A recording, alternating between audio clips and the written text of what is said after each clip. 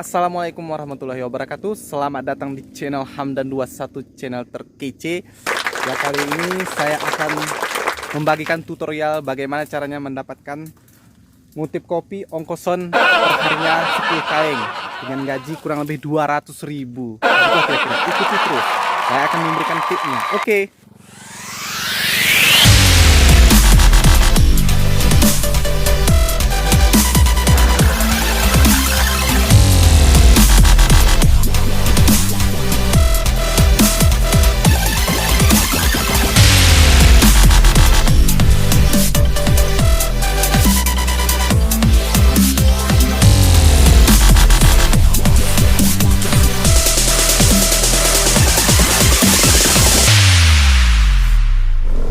Oke, ada beberapa tips bagaimana cara mendapatkan 10 kaleng per hari, yaitu tip yang pertama.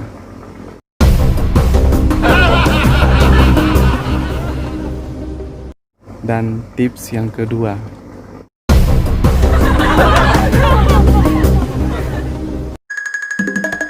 Tips yang ketiga.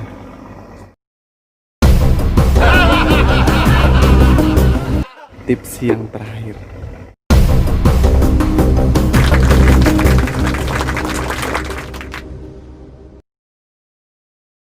Oke, itu dia tip-tip yang saya bagikan.